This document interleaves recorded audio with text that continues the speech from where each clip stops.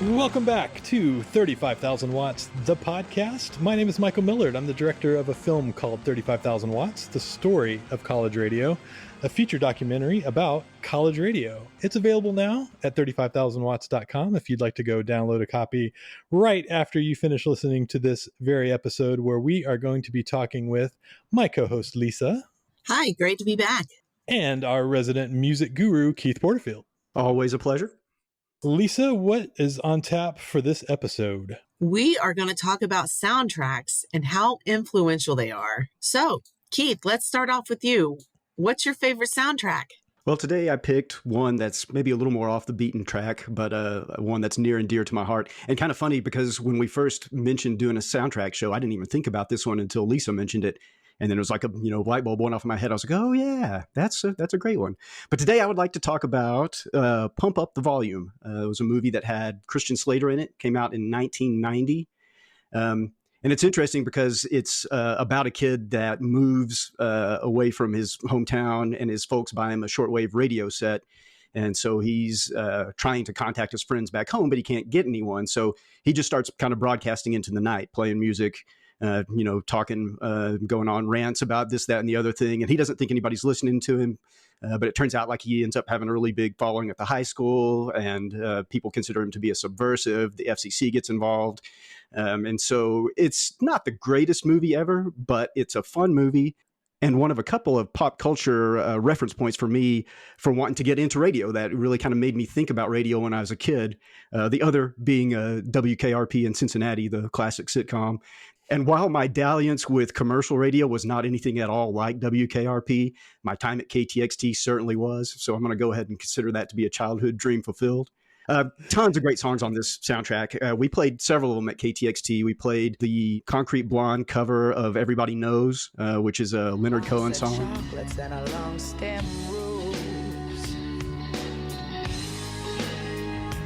Everybody knows. We played the Peter Murphy song, I've Got a Secret Miniature Camera.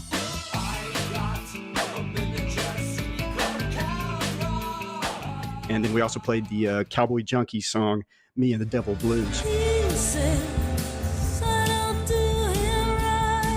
Everybody Knows the Concrete Blonde song was a cover. That was a Leonard Cohen cover. There were several covers on this album. The Cowboy Junkie song, also a cover from a Robert Johnson song. And then there was another song that we didn't play at the station, but was another good one by a band called Liquid Jesus. They did a cover of a Sly and the Family Stone, a song called Stand. That one's also really good too. And yeah, like I said, above and beyond the ones we actually played at KTXT, they're one of my favorite Soundgarden songs, Heretic, is on this album. One of my favorite Sonic Youth songs, Titanium Expose, is on this soundtrack. There is a slower version of the Pixies song, Wave of Mutilation, which turns out works just as good as a slow ballad as it does as a sped up rocker. That's on this album. So yeah, there was a lot of great songs on this one. I don't know that this is one that you immediately think of when you think about 90s soundtracks, but man, it's a good one, and it's got a lot of great stuff on it. Yeah, I had the same experience in terms of the movie opening my eyes a little bit to the idea of like pirate radio and like more subversive uses of radio. So I share that with you. I think maybe in my head, I think of it as a Samantha Mathis movie instead of a Christian Slater movie, just because I think I had a pretty huge crush on Samantha Mathis after watching that film. I also think, given that it came out in 1990, probably was a lot of people's introduction to several of those bands and what would become alternative music. I bet a lot of people heard the Pixies or Sonic Youth or maybe all of the above for the first time, because the movie was relatively popular. I mean, it wasn't a huge, massive blockbuster, but certainly big among people our age. I was roughly 16, 17 when it came out. So, I mean, it was pretty squarely aimed at our demographic. So yeah, I think a gateway drug to alternative rock probably would be a good way to describe this one. That's exactly what I was going to say is, if we think about it, I mean, soundtracks were nothing new. We were just coming out of the 80s. The John Hughes films all had great soundtracks. But, I think a lot of those bands hit it big on commercial radio, and it feels like Pump Up the Volume was a really great gateway into some bands that were more likely to fit on college radio. What do you think, Keith? Yeah, absolutely. Where else are you going to hear Bad Brains and Henry Rollins team up to cover an MC5 song? that's not probably going to be on your top 40 station. So, yeah, it was an interesting soundtrack and definitely a good introduction to a lot of those bands for sure. Okay, Michael, what do you got? I'm going to choose one that I think maybe in retrospect feels, I don't know, controversial is not the right word. It was kind of a landmark soundtrack for me and a landmark movie, really, and that is Singles. It's one of those where if you look back and don't think about it in context, it's like, Cameron Crowe went and like ripped off the Seattle scene and, threw this thing together to like ride the backs of the, the popularity of Seattle music. And that really wasn't the case. The movie went into production in March of 91. So it would have been in pre-production even before that. That is Nevermind. That's pre 10. That's, Nirvana had Bleach out at that point. So the Seattle scene had started to bubble up, but certainly was not in the national consciousness. By the time the movie came out in August of 92, everything had changed. And it seemed like this movie that was riding the coattails of this huge, new movement in music and this new city scene that popped up. And that really wasn't what was happening. So the soundtrack, also put together in 91, features Alice in Chains, my first time hearing Soundgarden, not my first time hearing Pearl Jam. That was the one band that I was pretty familiar with. I had bought 10 by the time the soundtrack came out. Certainly one of the best Pearl Jam songs of all time, State of Love and Trust, is on the single soundtrack. It is not on a Pearl Jam album.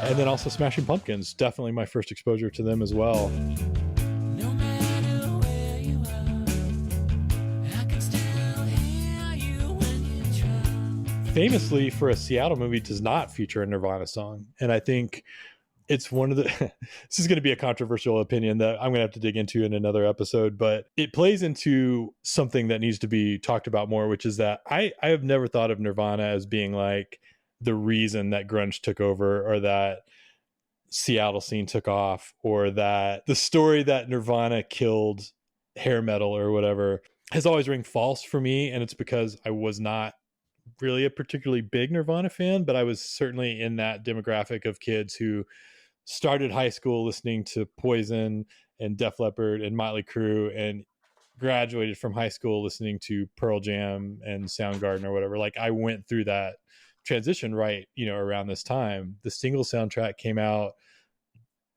like a month or two after I graduated from high school. So, I mean, I was so squarely in that demographic. Like, I don't think I could possibly be more in the demographic that was aimed at. But it, to me, represented the much larger thing that was happening, and the much larger thing that ended up happening to music, which was Pearl Jam, Alice in Chains, Smashing Pumpkins, Soundgarden, all of these bands, Mother Love Bone, even, some of the pre-Pearl Jam bands.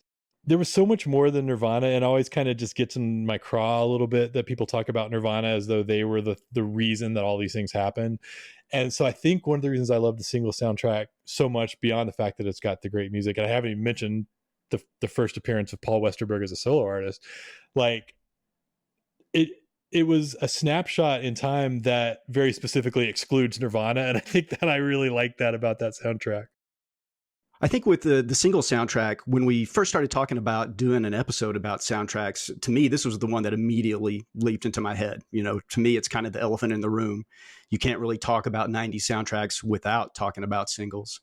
And I definitely think it's a example of a situation where the soundtrack far outlived the movie. I mean, it's not a bad movie by any stretch of the imagination. It's also not Cameron Crowe's best movie at all. And I think that the legs that this soundtrack had, kind of give credence to the fact that that the music on it, really even kind of transcended what he was doing with the film. And I'm very glad that you mentioned Paul Westerberg, because everybody who knows me knows I'm a huge Replacements Paul Westerberg fan. And I hate to say it about Paul Westerberg's solo career, but these songs on this soundtrack might actually have been the peak of his solo career, and then it was kind of downhill from there. Although I apologize, Paul, that's a cruel thing to say. But there are some good Paul Westerberg albums out there. But man, yeah, his two songs on this soundtrack are a couple of my favorites from his solo career. I didn't know who Paul Westerberg was, didn't know who the Replacements were until, a year or two after this, when I started my music education at KTXT and digging through, the boxes, meeting people like you, and you were like, hey man, this is like my favorite band. You know what I mean? Like that's how you learn, right? But man, great. Like both Paul Westerberg songs are just out of the box fantastic. Alice in Chains song was the one single from the soundtrack, did fantastic, and led right into them releasing Dirt, which took them into the next stratosphere. Smashing Pumpkins song is kind of an afterthought, but is still probably in their top 20 songs, I think.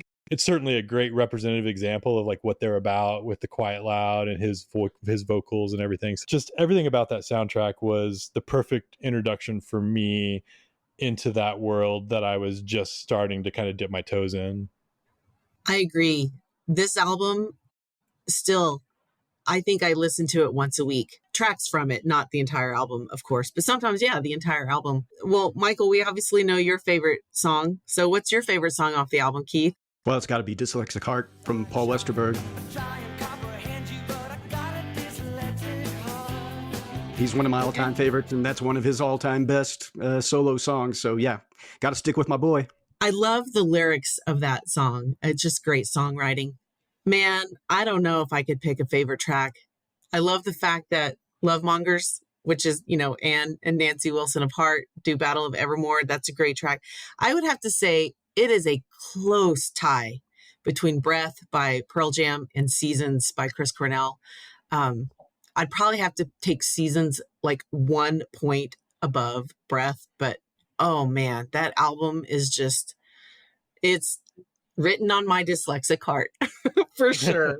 For sure. And I have to say, I love the movie too. Like, I know people see it now as like a caricature of what was going on in Seattle. And again, Cameron Crowe wasn't riding the coattails of that scene. He was just a little ahead of his time, realizing that scene was about to happen. And I think maybe it hurt his movie a little bit that Seattle blew up as big as it did. I don't think he foresaw what was going to happen, but he saw something happening. He wanted to capture it, and he did a great job of it. I mean, again, that movie came out September 18th, 1992. So it came out like 2 weeks after I started college.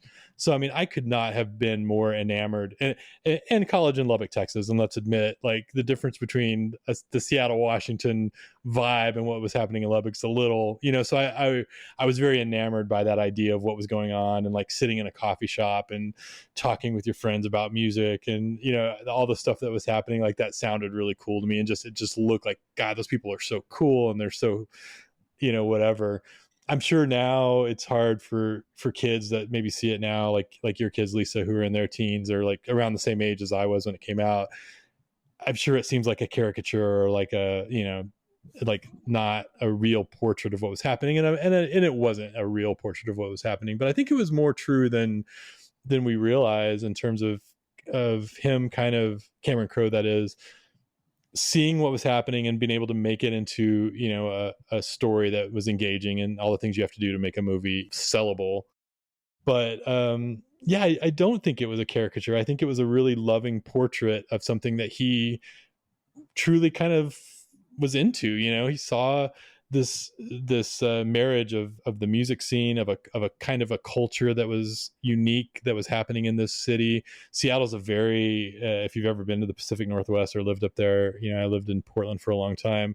It's very isolated up there. So, and this is pre-internet, so it's even more isolated. You didn't have this kind of homogenous culture. So there really was a very specific thing that was happening that wasn't happening anywhere else, but soon would be, because suddenly everybody was going to be wearing flannel and tuning their guitars down and doing the grunge thing. But yeah, I don't think the movie gets enough credit, because I think it suffered from the Seattle scene blowing up right as it came out.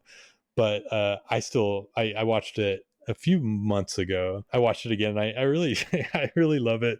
It's got little pieces of music in it too that aren't on the soundtrack that are interesting. There's an tiny little acoustic clip of what would become Spoon Man, which ended up being a Soundgarden track from like 2 years after that.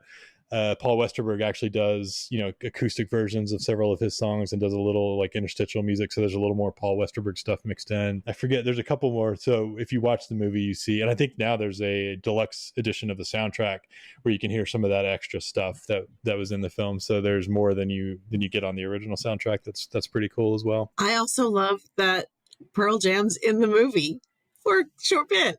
Yeah. Yeah, Jeff Ament and Eddie Vedder make an appearance. I guess the whole band at one point. Jeff Ament was asked to come up with the name of the fictional band, which he ended up choosing, if you remember, Citizen Dick. He was asked to come up with a track list, and one of those fake tracks was Spoon Man with a space in it. Chris Cornell took that as a challenge to like actually write a song about Spoon Man, called Spoon Man. There really was a Spoon Man in Seattle who played the spoons. He was like a street musician. His name was Artis, that played spoons, and so the song is actually about him. And he did it as just an acoustic number. Again, a little clip of it appears in the film, and then they ended up fleshing it out, and it became one of the bigger songs on Super Unknown, which came out, I guess, about 2 years later, because I think that came out in '94. Yeah, just a really cool look at a nascent music scene that was about to become as big as music scenes get, really, all within the space of 12, 18 months, from the time that the movie went into production to the time that it came out, and everything that happened in between the production and the movie coming out was, I mean, it could not have been anticipated by anybody involved with that. None of the bands, I don't think, saw that coming. Cameron Crowe certainly didn't see it coming. I doubt anybody that was in the film saw it coming. For better or for worse, I don't know if it helped the film in that people were aware of the Seattle scene and thought, oh, cool, I can go see a movie about it, or it hurt the film in that people, again, saw it as like a riding the coattails or like a caricature of something. I think it's a little of both, depending on who you were. If you were from Seattle, you probably saw it as impeding on your little scene that, you felt very protective of. If you were a kid like me in Lubbock, Texas, it was aspirational to see that movie. And, I wanted to be those people and live in that apartment complex. I think it was probably right around when that movie came out that I went and bought my first pair of Doc Martens that I still have and cherish. Yeah. Keith, you've got a pick that's right on the coattails of this one. Tell us. Yeah, the next one I wanted to talk about is the soundtrack to the movie The Crow, which came out in 1994. And before we started talking about the soundtrack, obviously we've got to address the elephant in the room with that movie, which was the death of Brandon Lee. The movie is a comic book adaptation. I believe it was James O'Barr, maybe, who wrote the original comic about a guy that is killed and then rises from the dead to go exact revenge on the people that murdered him and his girlfriend. But yeah, Brandon Lee was obviously was killed by a prop gun during the filming of it, and so they kind of had to rework the way the film came together. And all things considered, turned out to be a pretty good movie. They did a lot of sequels of it, and I know they actually did a remake of it recently, which I haven't seen yet. The sequels are not really worth your time. I don't know about the new version of it, but the original was a really, to me, was a good, entertaining movie. As far as the soundtrack goes, kind of a lot of dark music. It's a very dark, heavy film, as you might expect. And it's got a lot of great songs on it. We played several of them, and you guys can maybe help me remember with this, because the copy of the old master playlist that I had was before this movie actually came out. I know for a fact we played Burn by The Cure.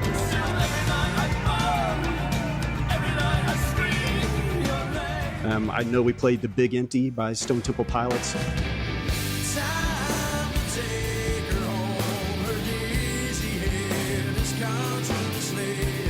I know we played the Joy Division cover of Dead Souls by 9 Inch Nails.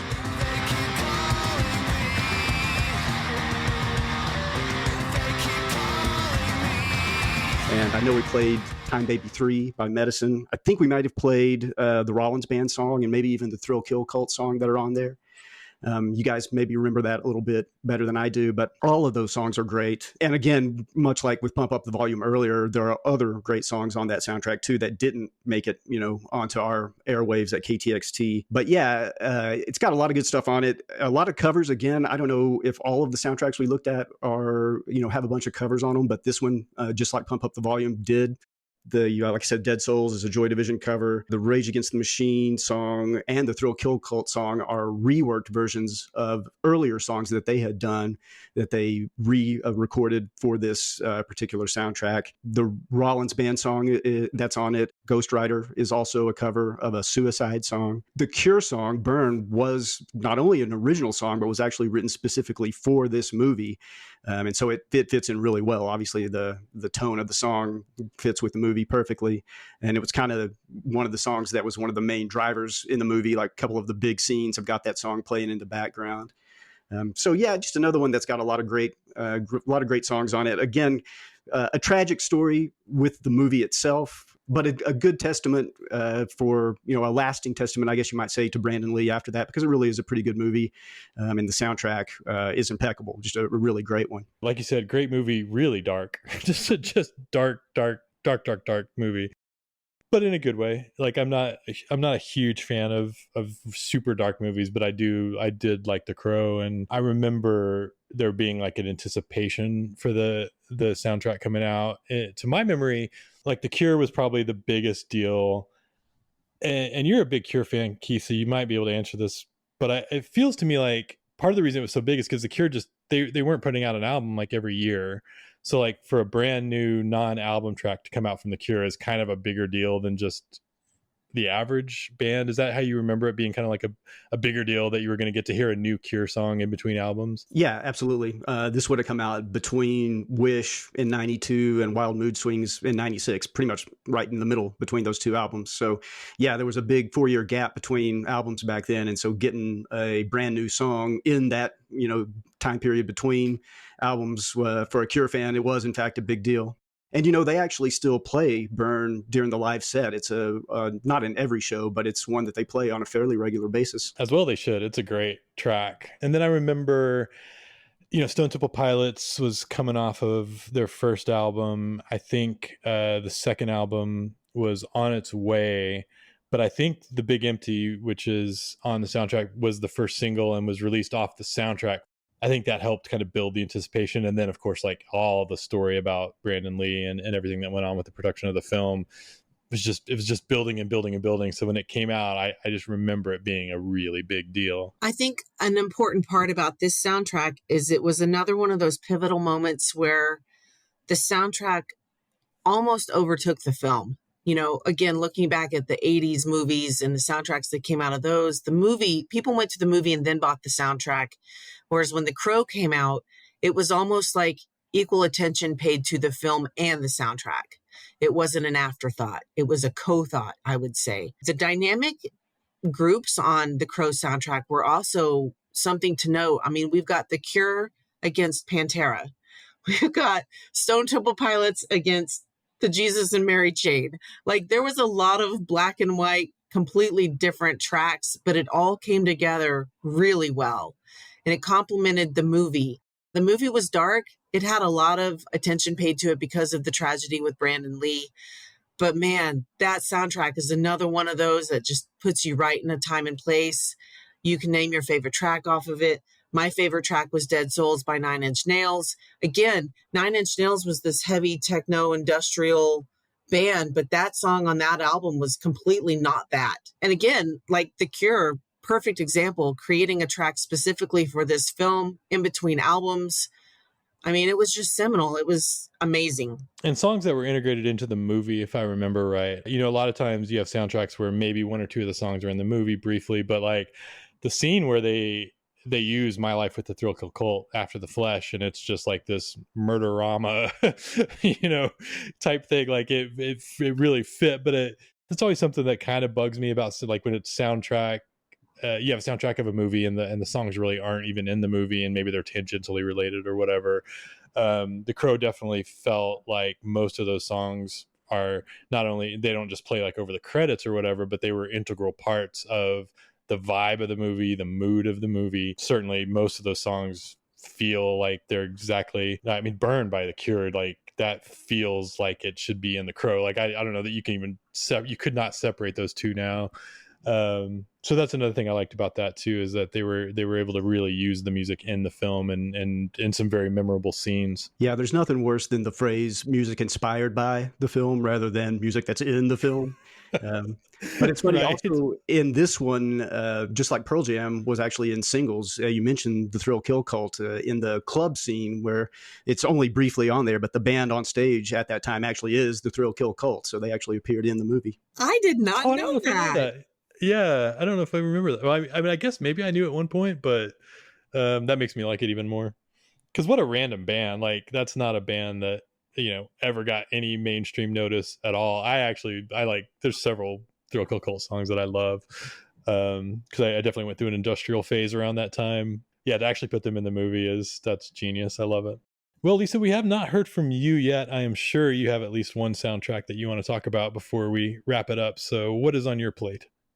Man, this soundtrack question to me was a tough one. I first, of course, went to singles because I've already expressed how much I love that soundtrack. But I guess my easy second choice was the most campy movie of this time frame, Escape from LA, 1996, starring Kurt Russell and Steve Buscemi. Oh my God, this movie was so bad, but the soundtrack was so great. So when I was at KTXT, I co-hosted a show called Snap Radio, and it was SNAP stuff or shiz or whatever you want to say, not always played. So that was our specialty show, and we really focused on like industrial music. And this was an album that we could literally put the album in the CD player and go away for 63 minutes. I mean, every track on that album would be applicable to our industrial show. We've talked a lot about favorite tracks on our soundtracks. I want to talk about my least favorite track, which was the track by Tori Amos. It's called Professional Widow. And every time I listen to this album, I'm like, God, why did they put that on here? Running in a family. Oh, it's running a family. I just hate it. But I've never been a Tori Amos fan to begin with, but it just doesn't fit. And it's like her trying to fit this movie. I just can't stand it. So the movie came out in 1996. It's a John Carpenter film. John Carpenter was famous for films like, Starman, which was more contemporary sci-fi, but like he wrote Halloween. He wrote the Stephen King thriller Christine. He did Escape from New York, and Escape from LA was supposed to be like the sequel to Escape from New York. Village of the Damned. He did They Live with that, which had Rowdy Roddy Piper in it. Another campy, John Carpenter was really like a dystopian, apocalyptic, campy horror writer. And so a lot of these songs just flow right into that. It came out in 1996, and Tool was featured on this album. They had just, really hit the scene in 1993. So it was a great track from them. Sweat.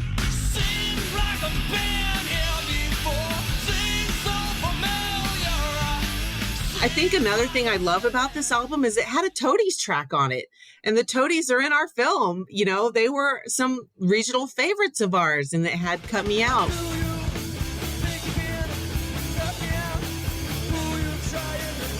Yeah, I don't think I have a favorite track on the song on the album, but I guess I would have to pick Escape from the Prison Planet by Clutch.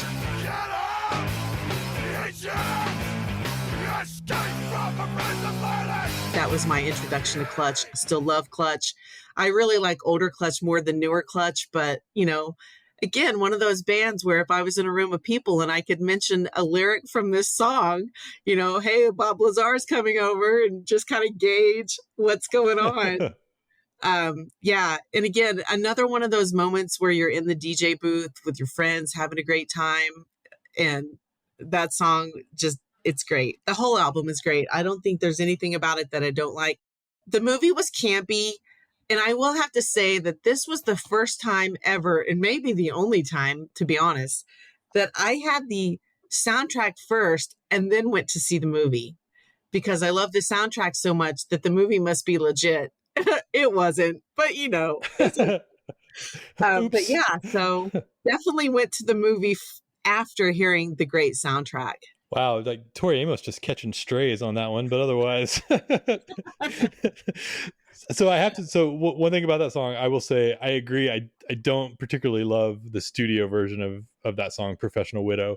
However, Armand Van Helden did a remix of Professional Widow that blew up in the dance scene. That song got played. It was easily a top 5 track of 96 in terms of dance club play. Easily top 5, possibly top 3. I mean, it was a huge, massive hit as a 12-inch single. Not one of those, we talked about this on an earlier episode of remixes that stay really true to the original song, and you can still kind of hear it. This one is one where he just took the one line out and kind of laid it over his own track, so it's not super related to the original. But that's kind of a funny aside that I agree that the studio version is not great, but the dance remix is fantastic. Also, just another conversation that I think would be fun to have sometime is the distance in quality from the soundtrack to the actual movie. Escape from LA, pretty big gap. And another one that we've talked about, or that I think was on your list, Judgment Night. Oh, One of the yeah. best soundtracks and possibly one of the worst movies to ever, like, be joined together. There may be a couple more that you guys can think of, but I think that's a funny thing to think about is soundtracks that were fantastic for movies that just absolutely were not. It's funny that you bring up Judgment Night, just because when this topic first came up, I was 100% certain that you were going to pick Judgment Night for your soundtrack that you wanted to talk about. So while we're talking about it, let me just mention that the Teenage Fan Club and De La Soul song on Judgment Night soundtrack is one of the greatest songs ever recorded. And if you don't listen to that soundtrack for any other reason, go get it just for that one. It is incredible.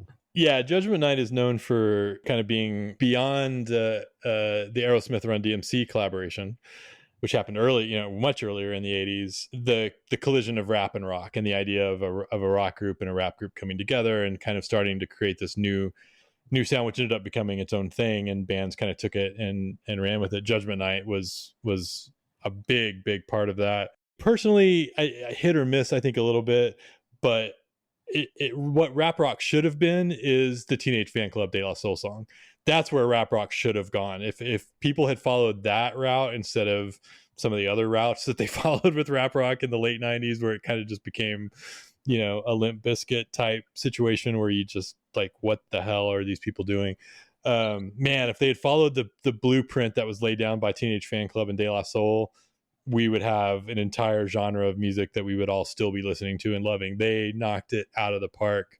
And unfortunately, people that listened to Judgment Night took completely the wrong lessons from that soundtrack and went in the wrong direction after that. But Teenage Fan Club is great, and De La Soul can do no wrong as far as I'm concerned. Excellent. The collaboration. I was either going to do Judgment Night or Escape from LA, and I listened to both soundtracks, and I thought the exact same thing, Michael. But then I felt more familiar with the backstory and my experience with Escape from LA than I did with Judgment Night. And so I chose Escape from LA. It's always been one of my favorites, especially because it has a Toadies track on it. I was going to say, it's got the Toadies, who again appear in the film 35,000 Watts, the story of college radio, available for download now at 35,000watts.com. And it's got Tool, and it's got Butthole Surfers. The whole lineup is college radio to a T. There's not a song on there that you would ever find on mainstream radio. None of those bands. Maybe the Deftones a little bit. When they really hit their peak, they were kind of a little bit mainstream, maybe like on rock radio. But yeah, I mean, everybody else on there is and Tool. Tool's a weird example of like, are they mainstream? I mean, they definitely were on commercial radio in like 97 with Enema and some of those tracks. So I guess so. But yeah, Escape from LA is another just absolute front to back college radio banger. Banger, yeah. Fantastic. Another thing I love about that is it's got Sugar Ray on there before Sugar Ray sold out. And I think that should be another podcast we explore someday. Sugar Ray started off as a really heavy band, and then they did this complete 180 flip and turned into bubblegum sugar pop. I loved Sugar Ray before they went the other direction, but yeah, that was another, like their album Lemonade and Brownies, I could play front to back anytime, bleeping out the few cuss words here and there because of our, rules we had in place. But yeah, right. Great album. All right. I think that wraps it up for today's episode. I want to thank my guest, Keith Porterfield, and of course, my co-host, Lisa. We have a film out. It's called 35,000 Watts, The Story of College Radio. It is a feature film about, you guessed it, college radio, and it is available for download right now at 35,000watts.com. We also have a feedback form there if you would like to let us know a story that you remember from college radio. Did we miss a soundtrack that was super influential to you? Let us know. Fill out that form. We'll take your feedback. And we're also on all the socials, so you can find us on TikTok, YouTube, Facebook, Instagram, and we'll take your feedback there too, or your ideas. And as we said at KTXT, keep it locked to the left, and we'll see you on the next episode.